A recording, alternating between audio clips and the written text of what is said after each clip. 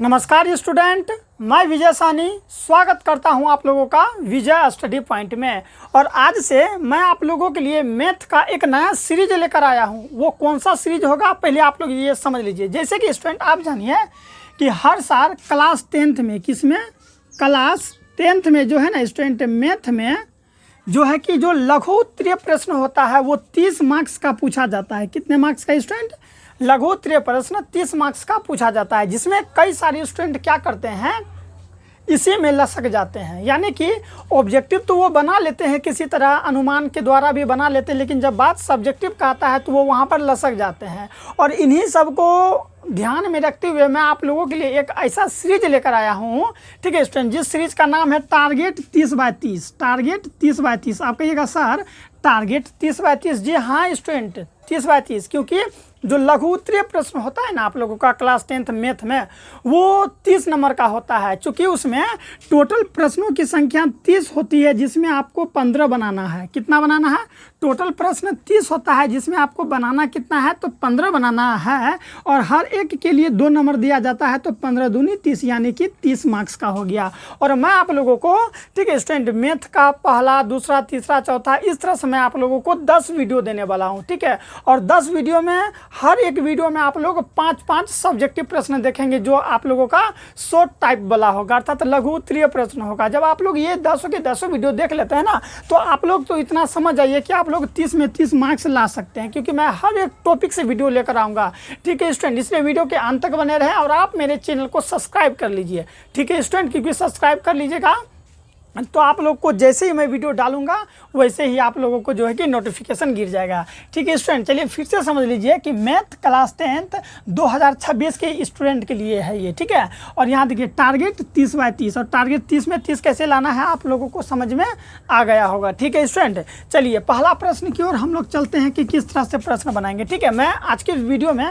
ज़्यादा नहीं 5 प्रश्न ही आप लोगों को दूंगा, फिर अगले वीडियो में 5, फिर तीसरा वीडियो में 5, चौथा वीडियो में 5, 5-5 करके देंगे, ताकि आपको भी ज़्यादा परेशानी ना हो पढ़ने में, ठीक है। आप हर सब्जेक्ट का तैयारी करते करते, ठीक है, 10 से 15 मिनट या भी जो जितना देर का वीडियो रहेगा वो समय निकाल के आप जो है कि कभी भी दिन में एक बार देख लीजिएगा, ठीक है। इससे आप लोगों का मैथ में अच्छा तैयारी हो जाएगा। तो आइए स्टूडेंट हम लोग स्टार्ट करते हैं।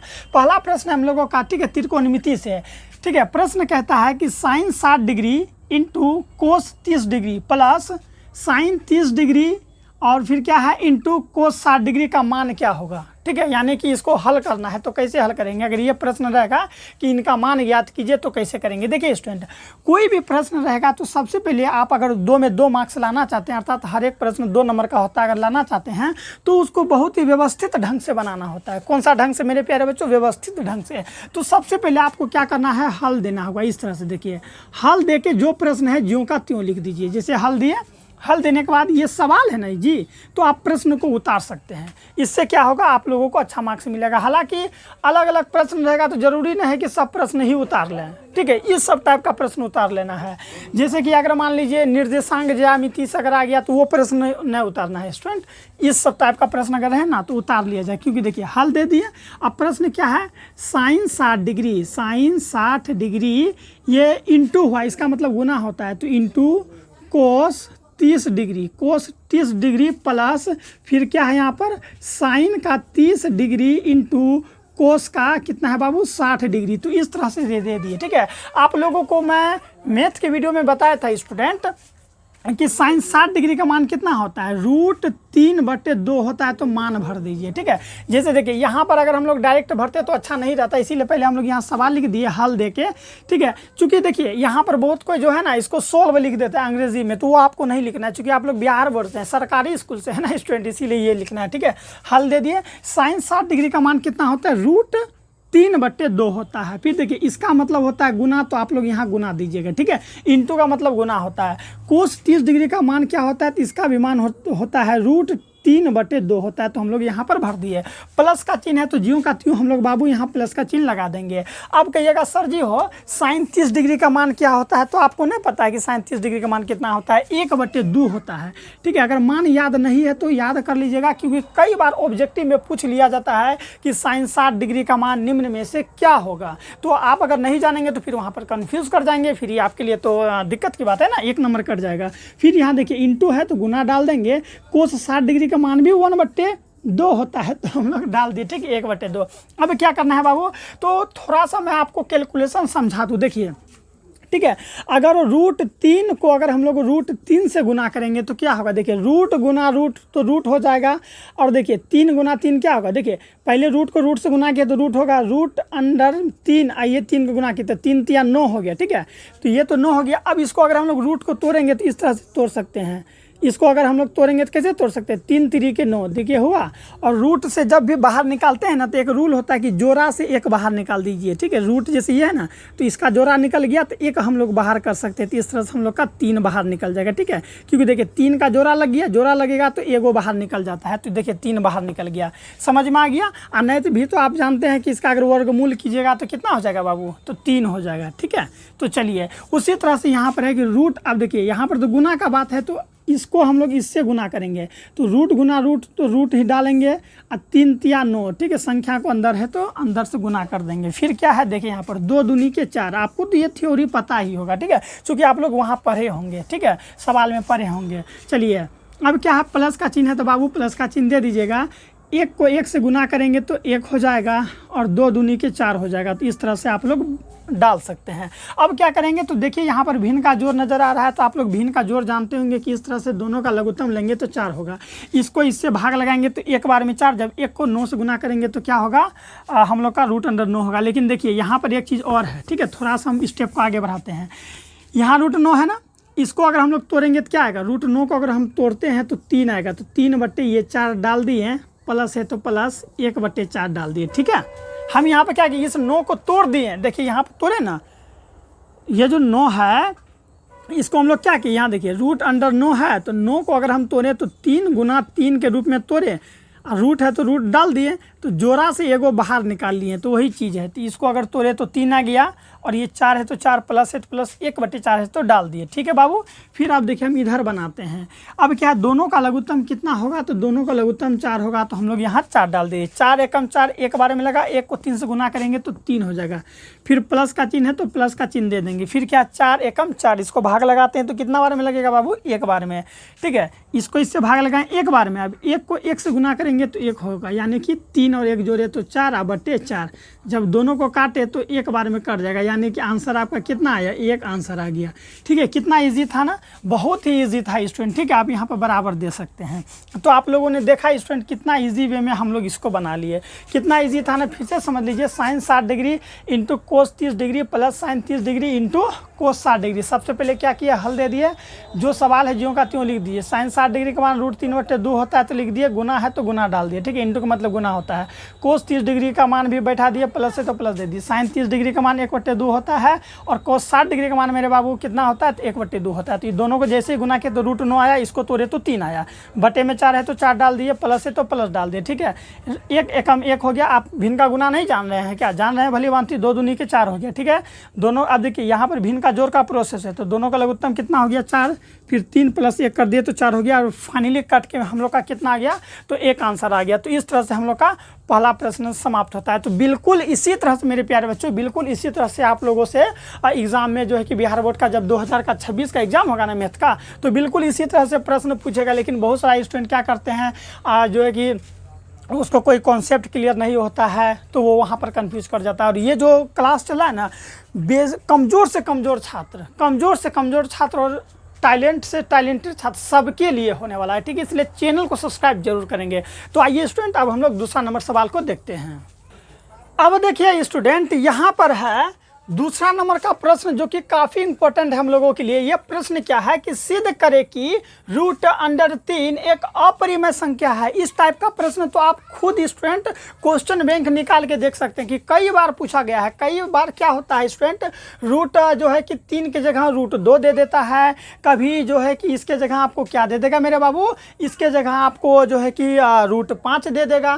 तो इस टाइप का प्रश्न तो 2 नंबर में हर साल फिक्स है, हर साल पूछा जाता है, ठीक है स्टूडेंट। तो ये प्रश्न आप लोग तैयारी कर लीजिए, और जो है ना इसको मैं सिद्ध करने का इतना आसान, सबसे आसान तरीका मैं आपको बताने वाला हूँ, जो कि डायरेक्ट आपका माइंड में घुस जाएगा, ठीक है बाबू। तो आइए बिना लेट किए हुए हम लोग स्टार्ट करेंगे। देखिए, कभी भी अगर इस टाइप का प्रश्न हो तो हम लोग इसका उल्टा मानेंगे। क्या मानेंगे बाबू, उल्टा। तो देखिए यहाँ पर क्या है कि सिद्ध करें कि √3 एक अपरिमेय संख्या है, ठीक है, कौन सी संख्या है? अपरिमेय। तो परिमेय संख्या किसे कहते हैं और अपरिमेय संख्या किसे कहते हैं, इसके बारे में आपको पता होगा। अगर नहीं पता है तो मैं इस पर एक वीडियो ऑलरेडी बना रखा है, जरूर देख लीजिएगा। फिर भी मैं आपको बता दूं कि वैसी संख्या जिसे हम लोग P/Q, यहाँ देखिए P/Q, P/Q के रूप में अगर लिख देंगे तो वो परिमेय संख्या, और P/Q के रूप में अगर हम लोग नहीं लिख सकते हैं तो वो अपरिमेय संख्या। P/Q यानी अंश बट्टे हर, अंश बट्टे हर के रूप में लिख सकते हैं, लेकिन अपरिमेय संख्या को हम लोग अंश बट्टा हर के रूप में बाबू रे नहीं लिख सकते हैं। समझ में आ गया ना?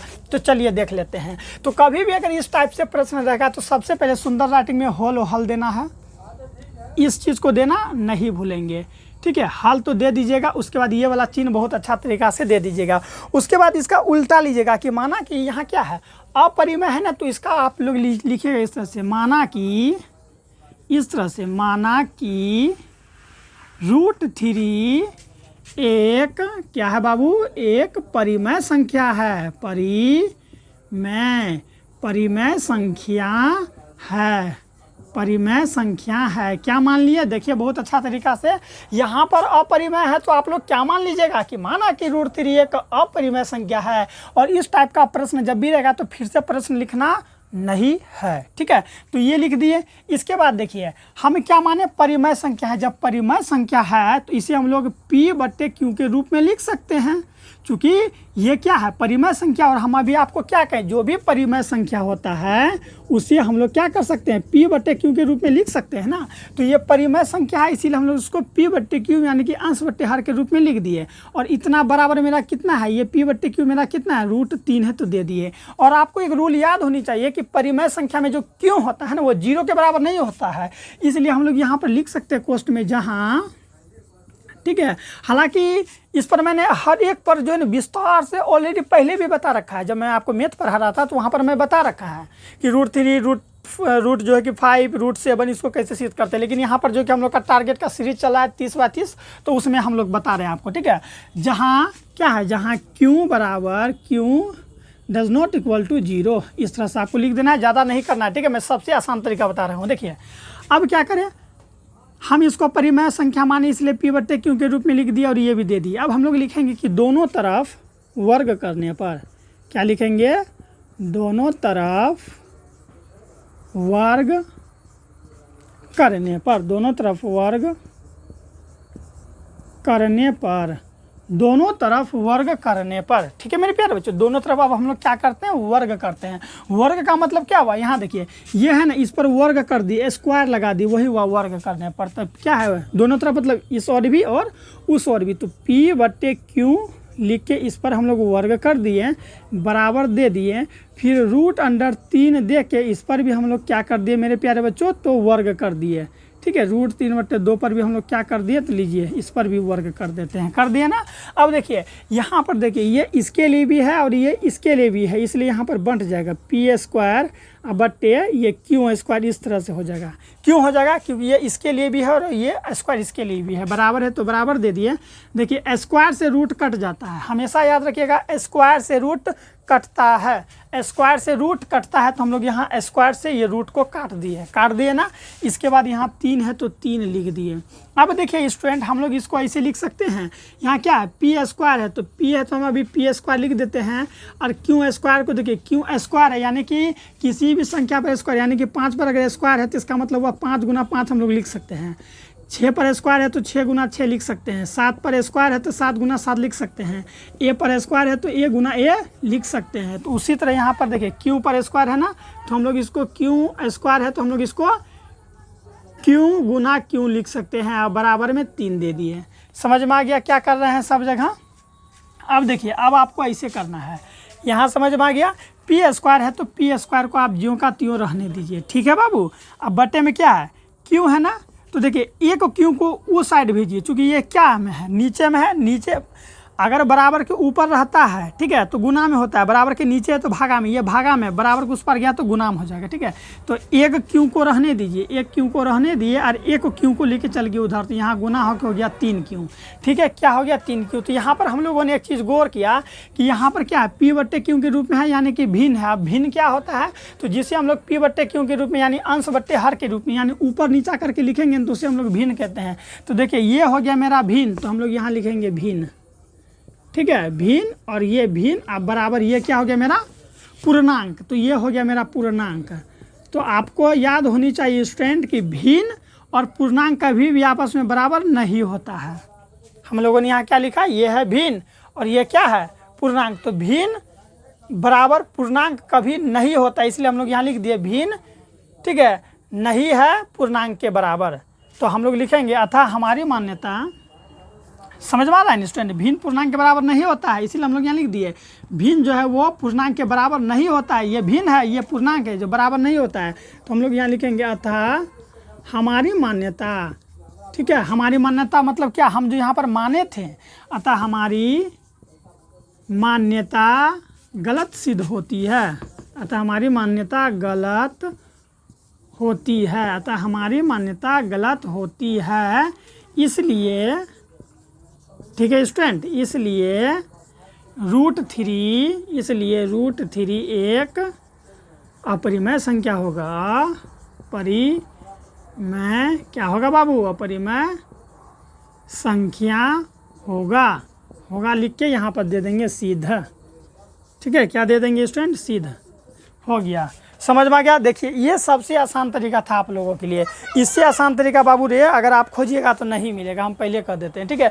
पूरा सिंपल तरीका है, आपको 2 में 2 नंबर मिल जाएगा, ठीक है। करना क्या है, सबसे पहले क्या है, अपरिमेय है तो इसका उल्टा मानना है कि माना कि √3 एक परिमेय संख्या है, परिमेय है तो पी बट्टे क्यू के रूप में लिख सकते हैं, लिख दिए बराबर। देखिए इसी को ना परिमेय माने थे, इसीलिए हम लोग यहाँ लिख दिया। और याद रखिएगा परिमेय का रूल का नियम होता है कि जो नीचे वाला होता है क्यों वो 0 के बराबर नहीं होता है, तो हम लोग यहाँ लिख दिए, ठीक है।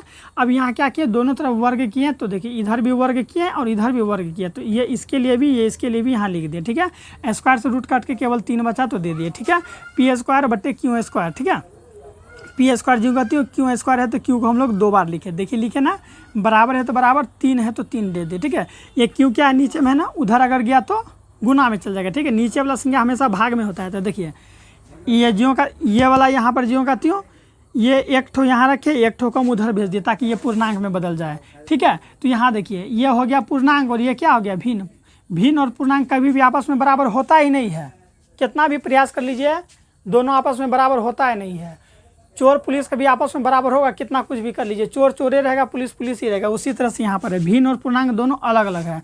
तो जब दोनों अलग है, दोनों बराबर नहीं है, लेकिन यहाँ पर तो बराबर है, यहाँ बराबर नहीं है, इसीलिए हम लोग यहाँ लिखे कि अतः हमारी मान्यता, हम जो माने थे कि ये √3 एक परिमेय संख्या, ये क्या होती है, गलत होती है। इसलिए √3 क्या है, एक अपरिमेय संख्या। इस तरह से पूरा सिंपल वे में आप बना सकते हैं। आई होप स्टूडेंट आपको ये भी समझ में आ गया होगा। अब आइए हम लोग तीसरा नंबर प्रश्न देखते हैं, ठीक है। हर एक प्रश्न को नोट कर लेंगे। अब देखिए स्टूडेंट, अब हम लोग का तीसरा नंबर प्रश्न काफ़ी इंपॉर्टेंट प्रश्न है। इस टाइप का प्रश्न क्या बताएं स्टूडेंट, सब सिलेक्टेड ही है, ठीक है, क्योंकि मैं काफ़ी मेहनत के साथ, काफ़ी जो है कि रिसर्च करने के बाद ये सब प्रश्न मैं आप लोगों के लिए लेकर आया हूँ, ठीक है। तो देखिए प्रश्न क्या कहता है, 4s² - 4s + 1 का शून्यांक ज्ञात कर रहे।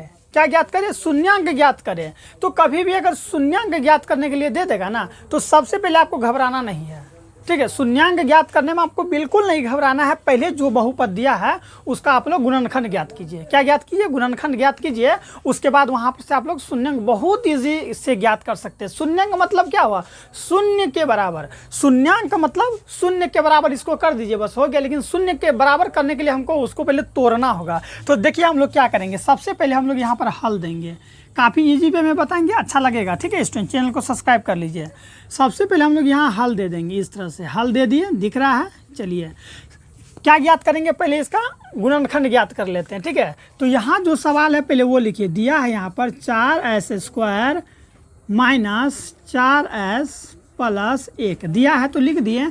करना क्या है, याद रखिएगा, जो सबसे पहला होगा, ठीक है, ये वाला, इसको अंतिम वाला से गुना करना होगा, ठीक है।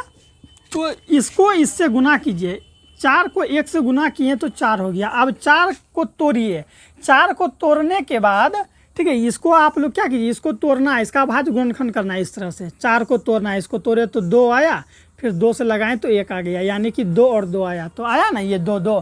तो इसको आप इस तरह से जोड़िए या फिर इस तरह से इसको घटाइए कि यहाँ जो बीच में है ना संख्या वो पूर जाना चाहिए। सबसे पहले करना क्या है, अगर कभी भी शून्यांक ज्ञात करने के लिए देगा तो ज्यों का त्यों लिख देंगे, जो सबसे अंतिम में है इसको ठीक है ये संख्या को, ये जो लास्ट में संख्या इससे गुना करके बीच वाला संख्या पुराना होता है। कौन संख्या, तो बीच वाला संख्या पुराएंगे। तो देखिए जब हम 1 को 4 से गुना किए तो 4 हो गया। हालांकि आप लोग पढ़े होंगे थ्योरी में, ठीक है, और जब चैप्टर पढ़े होंगे मैथ का तो वहाँ पर पढ़े होंगे, नहीं भी पढ़े हैं तो देख लीजिए। तोड़ के इसको 4 हुआ, 1 को 4 से गुना किए तो 4 हुआ ना बाबू। अब इसको तोड़े तो क्या आया 2, ठीक है यही ना आया 2 गुना 2, यानी कि 2 गुना 2, तब ना 2 दूनी 4 आया, ये वाला 4। अब इस 2 गुना 2 को इस तरह से लिखना है कि ये बीच वाला पुर जाए। तो कैसे लिखेंगे ज़रा गौर कीजिए।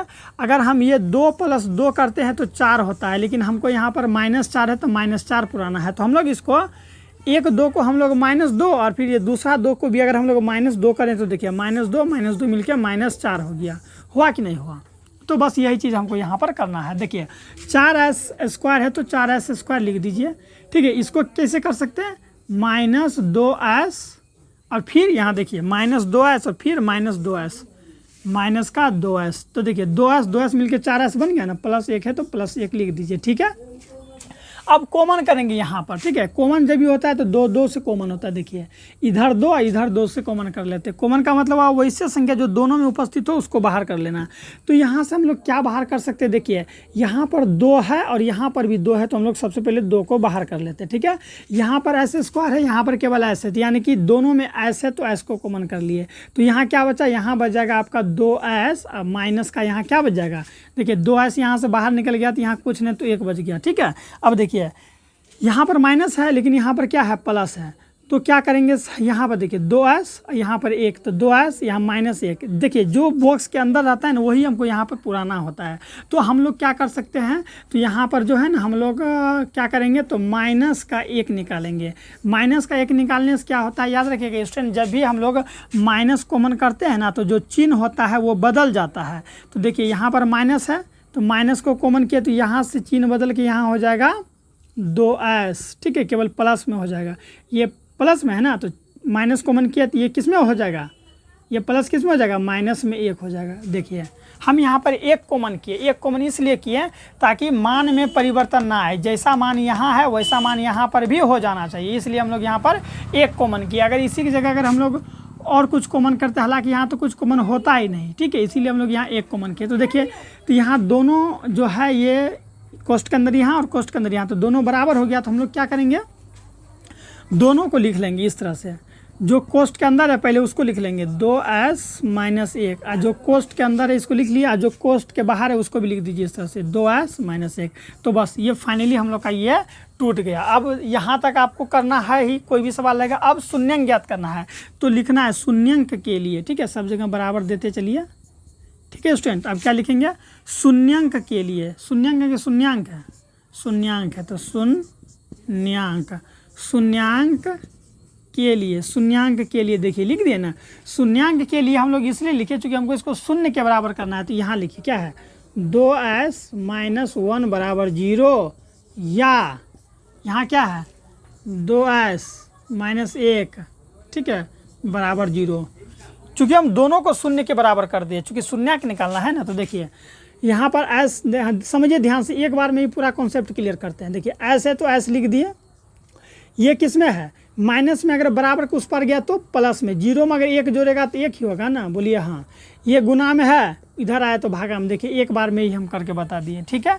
या है तो या दे दीजिए, यहाँ देखिए ये माइनस में बराबर को उस पर गया तो देखिए 0 में अगर हम लोग प्लस को 1 करते हैं तो 1 क्या हुआ बाबू, इसीलिए देखिए माइनस में उधर गया तो 1, ये एस है तो एस को तो भेजेंगे नहीं, तो एस बराबर हो जाएगा, एस बराबर एस दे दिया, बराबर करके क्या किए, माइनस में तो उधर भेजे तो 1, गुना में इधर आए तो भागा में। तो देखिए यहाँ पर एस बराबर 1/2 और यहाँ पर भी एस बराबर कितना आ गया मेरे बाबू, 1/2। तो आप लोग यहाँ पर लिख सकते हैं इसके नीचे में, हालांकि हम यहाँ लिख सकते हैं, ठीक है, यहाँ पर लिख देते हैं, आप लोग यहाँ पर लिख लीजिएगा वहाँ एग्जाम में कि अतः, ठीक है, अतः शून्यांक, अतः अभीष्ट शून्यांक किस तरह से, अतः अभीष्ट शून्यांक, ठीक है, शून्यांक बार बार बोलते हैं।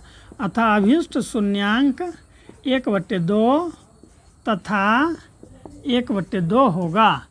ठीक है स्टूडेंट, इस तरह से हम लोग कर लेंगे, बस हो गया, कितना इजी था।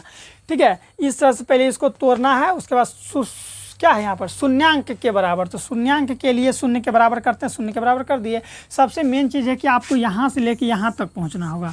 अगर आप जो भी ये बहुपद देगा, अगर आप लोग उसको तोड़ के यहाँ तक पहुँच जाते हैं, ठीक है स्टूडेंट, तो आप आगे कर पाएंगे। ठीक है, इसका जब आप लोग अभाज्य गुणनखंड कर पाएंगे, ठीक है, जब इसका गुणनखंड कर लीजिएगा ना, इसका जो भी बहुपद दिया रहेगा, अगर आप लोग इसका गुणनखंड कर लेंगे तो बहुत ईजी हो जाता है। देखिए ना, हम लोग यहाँ तक पहुँचे, बस शून्य के बराबर करना है बस।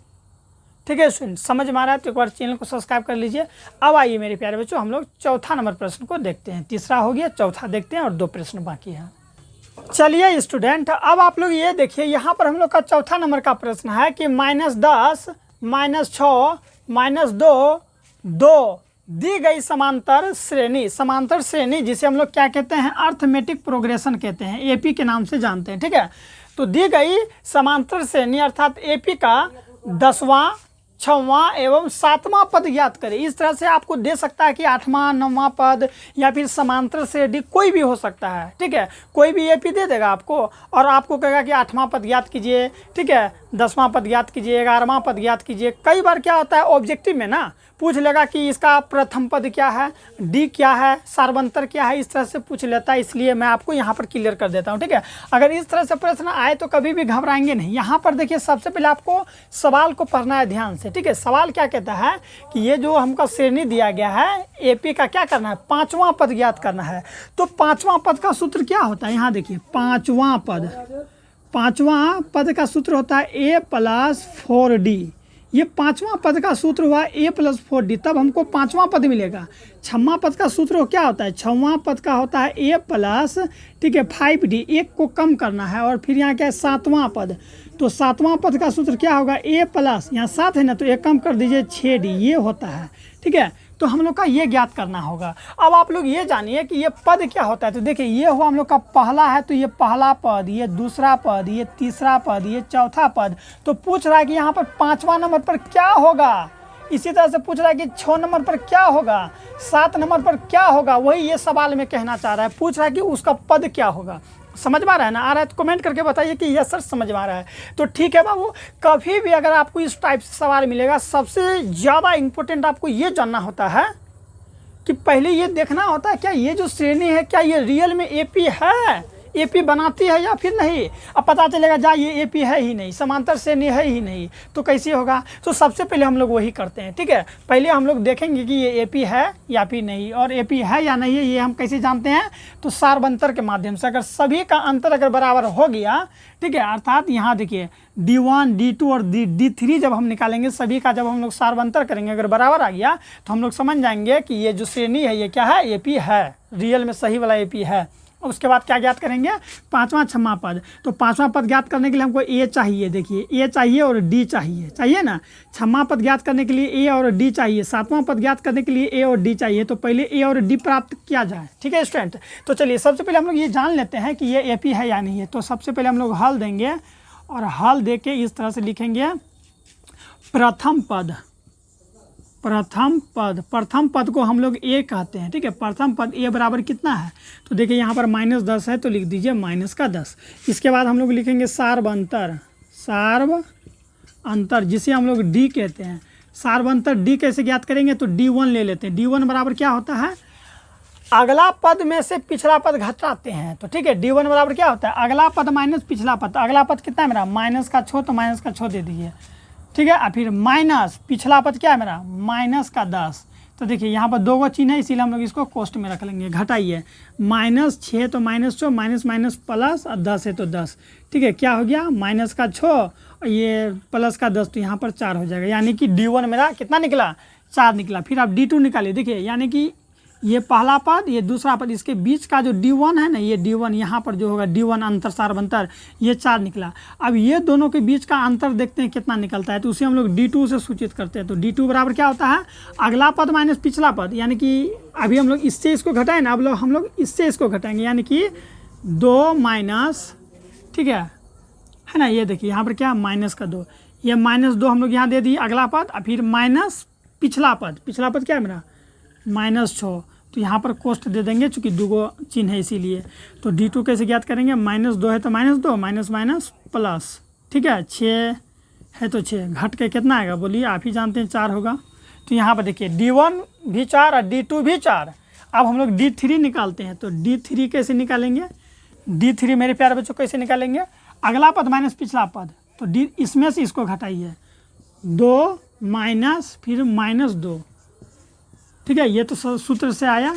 चलिए 2 है तो 2 माइनस माइनस प्लस 2, तो कितना हो गया मेरा 4 हो गया। यानी कि D1 भी मेरा कितना निकला, D1 भी मेरा 4, D2 भी मेरा 4 और D3 भी मेरा 4 निकला। यानी कि हर एक जगह क्या निकला मेरा सार्वंतर समान है, इसलिए ये मेरा क्या है AP है। हम कंफर्म हो गए मेरे प्यारे बच्चों कि ये AP है। जब ये AP है तो अब हम लोग क्या करेंगे स्टूडेंट, चूँकि हमको देखिए यहाँ पर 5वां पद निकालना है, 5वां पद के लिए A चाहिए तो A भी मिल गया, A बराबर ये -10, और D चाहिए तो हमको D भी मिल गया। D कितना मिल गया, देखिए हर जगह D1 देखिए चाहे D2 देखिए चाहे D3 देखिए हर जगह 4 है, यानी हमको D भी मिल गया।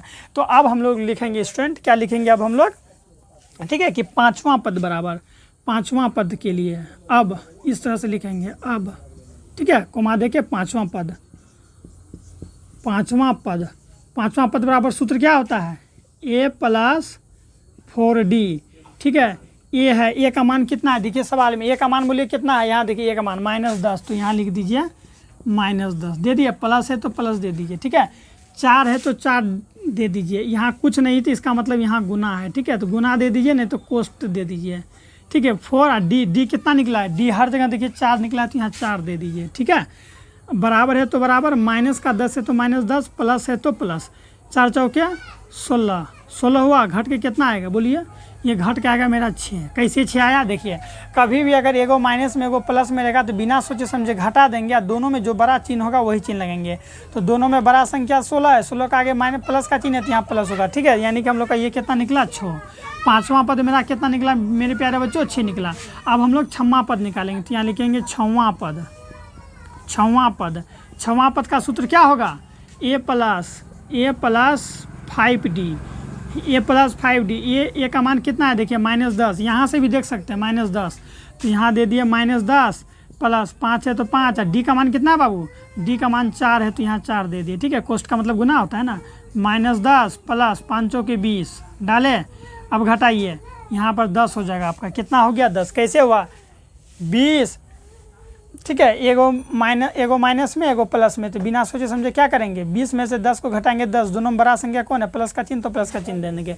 नहीं तो आपको पता नहीं है कि -10 और +20 कैसे होगा, अगर ऐसा चीज़ रहे ना तो हो सकता है बहुत स्टूडेंट यहाँ पर कंफ्यूज कर जाते हैं, क्या करेंगे फिर से समझिए, अगर एगो रहेगा प्लस में और एगो रहेगा माइनस में तो आपको कुछ नहीं करना है, बिना सोचे समझे घटा दीजिए, क्योंकि एगो माइनस में एगो प्लस में तो घटा दीजिए, तो बड़ा में से छोटा घटाइएगा ना, तो 20 में से अगर 10 घटा तो 10 बच गया, ठीक है। अब देखिए कि दोनों में बड़ा संख्या कौन है, बड़ा संख्या 20 है, तो 20 के आगे प्लस का चिन्ह है तो यहाँ प्लस का चिन्ह होगा, प्लस का चिन्ह दिखता नहीं है, अगर यहाँ पर ठीक है अगर ये बड़ा रहता तो हम लोग इसका चिन्ह लगाते हैं, ठीक है ये बनाते बनाते समझ में आ जाएगा। तो देखिए हम लोग 5वां पद निकाल लिए, 6वां पद भी निकाल लिए, अब क्या 7वां पद नहीं निकाल सकते हैं, चलिए हम लोग 7वां पद यहाँ निकाल देते हैं, आप लोग इसके नीचे में कॉपी में नोट कर लेंगे। 7वां पद के लिए 7वां पद, इसके लिए हम लोग क्या प्रयोग करेंगे बाबू, इसके लिए हम प्रयोग करेंगे A + 6D प्रयोग करेंगे, ठीक है। A का मान कितना है -10, प्लस है तो प्लस दे दिए, 6 है तो 6 दे दिए, D का मान कितना है, D सार्वंतर देखिए D का मान 4, D का मान 4 तो यहाँ पर 4 दे दिए, ठीक है। -10 है तो -10, प्लस है तो प्लस, 6 चौके 24, ठीक है घट के कितना आएगा बताइए, घट के कितना आएगा देखिए, अगर ऐसा जब भी रहेगा बड़ा में से छोटा घटा दीजिए, देखिए 24, आपको एक और बच्चा के नियत समझा रहे हैं, 24 में से अगर 10 गया तो कितना आएगा 4, 1 14 हुआ, तो यहाँ 14 लिख दीजिए, दोनों बड़ा संख्या कौन है बाबू 24 है ना, 24 के आगे प्लस का चिन्ह तो यहाँ दे दीजिए, क्या प्लस का चिन्ह दिखता है, नहीं दिखता है। जो करोड़पति होता है वो अपना पैसा दिखाता है, नहीं दिखाता है। गरीब आदमी दिखाएगा कि मेरे पास इतना पैसा है उतना पैसा है, लखपति करोड़पति अपना पैसा को छिपा के रखता है, उसी तरह यहाँ प्लस का चिन्ह है हमेशा छिप के रहेगा, ठीक है। जिसके पास 1000 2000 रहता है ना वो मेरे पास ये है, मेरे पास वो है करता है। समझ में आ गया? आई होप आप लोग देख लिए। अगर लिखना है तो यहाँ पर लिख सकते हैं अतः, ठीक है, इस तरह से लिखिएगा। अंतिम लाइन लिखने से क्या होता है, एग्जामिनर का ध्यान वहाँ पर पड़ता है। तो आप लिख सकते हैं कि अतः पाँचवां पद बराबर इतना, कितना है पाँचवां पद 6, ठीक है, छवां पद बराबर कितना, छवां पद कितना है देखिए 10, और यहाँ लिखिएगा 7वां पद, ठीक है। इस तरह से लिखिएगा तो एग्जामिनर का ध्यान पड़ता है। 7वां पद बराबर 14, इसे घेर के यहाँ पर आंसर लिख दीजिएगा। तुरंत देखेगा एग्जामिनर, अरे वाह आंसर 6, 10, 14। एग्जामिनर को याद हो जाता है, चेक करते आंसर ही याद हो जाता है। 6, 10, 14, ठीक है, इसको 2 नंबर दो। समझ में आ गया ना? चलिए, इस तरह से हम लोग चौथा प्रश्न को भी समाप्त कर लिए। अब आइए स्टूडेंट, एक बार हम लोग इसको शॉर्ट रिवाइजिंग करवा देते हैं, ठीक है। कभी भी अगर इस टाइप से सवाल हो तो हम लोग देखेंगे कि हमको क्या दिया ज्ञात करने, 5वां, 6वां, 7वां पद दिया है ज्ञात करने। तो सूत्र क्या कहता है, a+4d। तो हमको a चाहिए और d चाहिए, a चाहिए और d चाहिए। उससे पहले हमको ये जांचना होता है क्या ये सच में AP है या नहीं है। तो उसके लिए देखिए हम लोग यहाँ प्रथम पद a बराबर ये सारवंतर लिख हम जांच किए तो सब जगह 4 4 आया, अर्थात ये रियल में सच में ये AP है। जब AP है तो बिना सोचे समझे आप लोग 7वां, 8वां, 9वां जो भी पद है ज्ञात कर सकते हैं। अगर ये सारवंतर बराबर होता ही नहीं तो आप लोग लिख सकते सीधे कि दी गई श्रेणी सारवंतर नहीं है, दी गई श्रेणी AP नहीं बनाती है। जब AP बनेगा ही नहीं तो आगे सवाल कैसे बनेगा। तो ये 5वां, 6वां कोई भी पद ज्ञात नहीं होगा, ठीक है। तो बस वही दिया है, सारवंतर ज्ञात किए, 5वां पद का सूत्र लगाएं, 6वां पद का सूत्र लगाएं, 7वां पद का सूत्र लगाएं। बहुत ईजी है। इसी तरह से अगर हम आपसे 50वां पद का सूत्र पूछे तो एक कम कर दीजिए, 1 + 49d। 49 के बाद 50 होता है, 1 + 49d, ठीक है। इसी तरह से अगर हम लोग 100वां पद का अगर पूछे क्या सूत्र तो क्या कहिएगा, a + 100 में से घटा दीजिए 99d, a + 99d। समझ में आ गया? ये a + 99d। समझ में आ गया? समझ में आ गया तो अपने दोस्तों को भी शेयर जरूर करें ताकि वो लोग भी टारगेट 30/30 में ज्वाइंट होके अपना मैथ मजबूत कर सके। क्योंकि यहाँ पर मैं बेसिक से हर एक कॉन्सेप्ट पर बताऊंगा ताकि आप लोग जब भी स्कूल में या कोचिंग में जब भी मैथ पढ़े होंगे, अगर कोई चीज़ छूट गया होगा वहाँ पर तो ये इस थ्योरी से आप लोगों को हेल्प बहुत मिलने वाला है, ठीक है स्टूडेंट। अब आइए हम लोग 5वां प्रश्न को देखते हैं, क्योंकि मैं इसी तरह से 10 से 15 वीडियो आप लोगों को देने वाला हूँ। आइए स्टूडेंट, अब हम लोग 5वां नंबर का प्रश्न देखते हैं। अब आइए बच्चों, अब हम लोग का अंतिम प्रश्न होने वाला है 5वां प्रश्न, ठीक है। समझिएगा प्रश्न ध्यान से, ये भी प्रश्न हम लोगों का AP से ही है, ठीक है। प्रश्न क्या कह रहा है कि 2, 7, 12, ठीक है, ये पहला पद, ये दूसरा पद, ये तीसरा पद, इसी तरह से चौथा, 5वां, 6वां, 7वां आते रहेगा, ठीक है। तो ये जो पद दिया गया है बोल रहा है कि 10 पदों तक का योग ज्ञात करें। 10 पदों तक का योग का मतलब हुआ, जैसे देखिए 2, 4, 6, 8, ठीक है, 10, 12, उसके बाद क्या आएगा जानते हैं ना, 12 के बाद 14, 16, 18, इस तरह से दे दिया है ना। तो बोल रहा है कि 2, 4 यहाँ कहाँ तक हो, 18 के बाद क्या हो जाएगा 20, ठीक है। 2 × 4 = 6, तो मुझे 10 × 12 = 14, 2 × 16, 2 × 18, 2 × 20, ठीक है, दे दिया। अब हम कहेंगे कि ये जो दिया गया है ना इसका 10 पदों तक का योग ज्ञात करिए। तो आप लोग को योग माने इसको जोड़ना होगा, इसको जोड़ना होगा इस तरह से, 2 में 4 जोड़े 6, फिर 6 में 6 जोड़े तो क्या हो जाएगा 12, फिर 12 में 8, इस तरह से जोड़ के बताइएगा कितना होगा। तो मान लीजिए ये 10 पदों तक दिया है और ये पद मेरा काफ़ी इजी और छोटा छोटा है तो ज्ञात कर लीजिए। इसी तरह से अगर मान लीजिए 99 का रहेगा और कहेगा कि इसका जो है कि 100वां पद तक का जो है कि क्या करें योग ज्ञात करिए, तो कैसे ज्ञात कीजिएगा। ये तो मान लीजिए इजी है तो आप लोग यहाँ से जोड़ के 10 पद तक का योग ज्ञात कर लेंगे। लेकिन इसी तरह से अगर 99 का रहेगा तो कहेगा ज्ञात करने, तो तब तो वहाँ दिक्कत हो जाएगा ना। इसलिए स्टूडेंट ये सबको ध्यान में रखते हुए ना एक सूत्र बनाया गया है जिसे हम लोग कहते हैं SN बराबर। SN बराबर मतलब ये हो गया पदों का योग। जैसे यहाँ है ना कि 10 पदों तक का योग ज्ञात करें, तो 10 पदों तक का योग ज्ञात करें तो यहाँ पर ये लिखना ना है 2, फिर 2 के बाद क्या है, कितना का अंतर यहाँ पर, 2 के बाद 3, 4, 5, 6, 7, 5 का अंतर है, 2, फिर 5 के बाद 7, यानी 5 अंतर के बाद 7, फिर 7, 5, 12, फिर 12 में फिर आप जो 5 जोड़ दीजिए, 12 के बाद 13, 14, 15, 16, 17, यहाँ पर 17 हो जाएगा।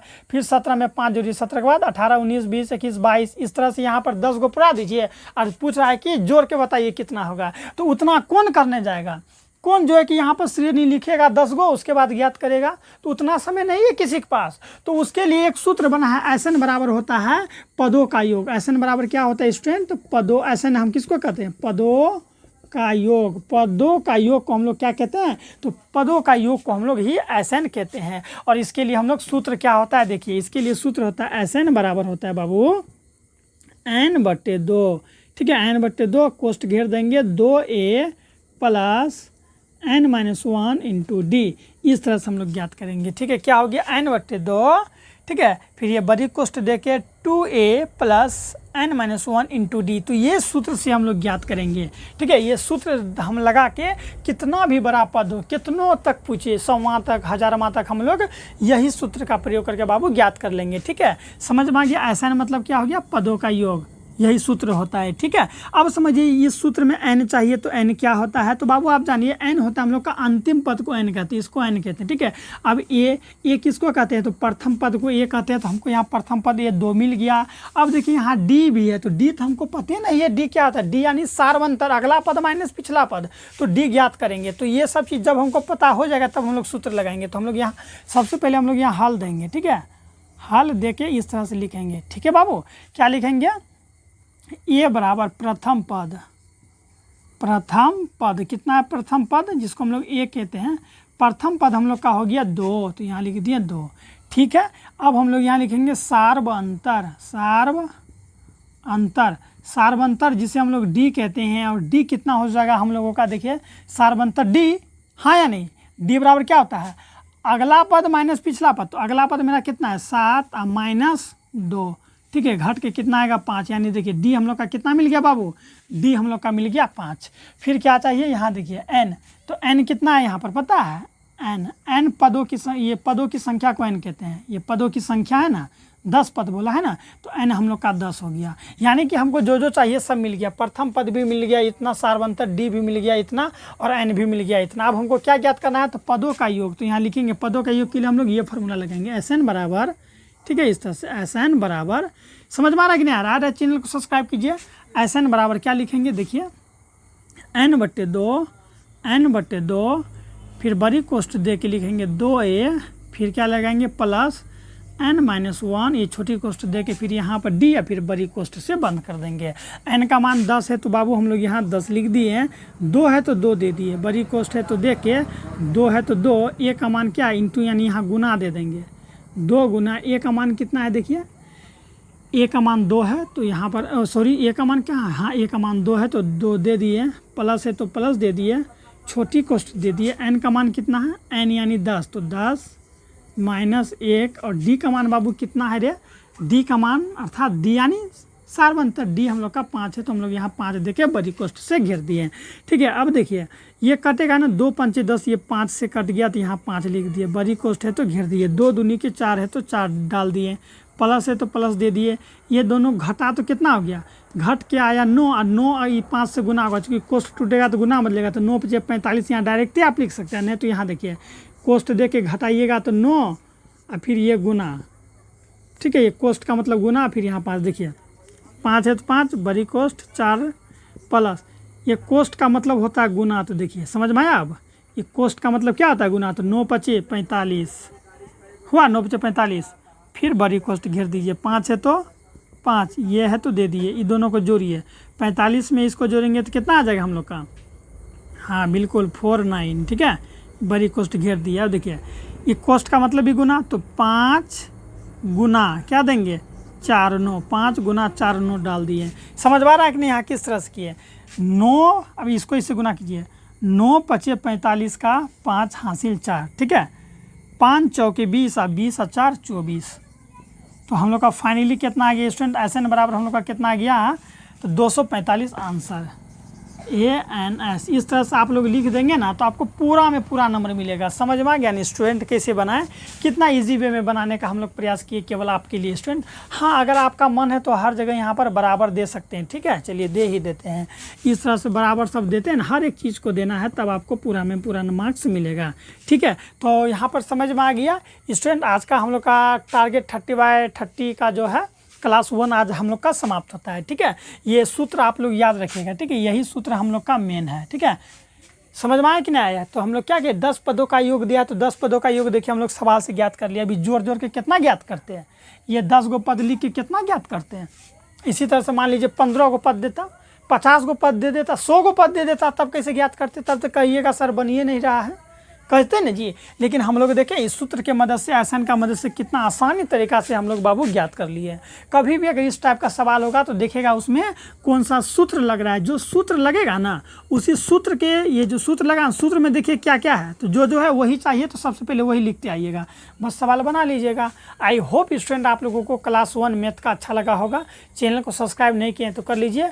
मिलते हैं बाबू हम लोग इसी तरह का, ठीक है, टारगेट 30 बाय 30 अर्थात टारगेट 30 में 30 का क्लास नंबर 2 में। ठीक है, अपना ख्याल रखिएगा, बाय।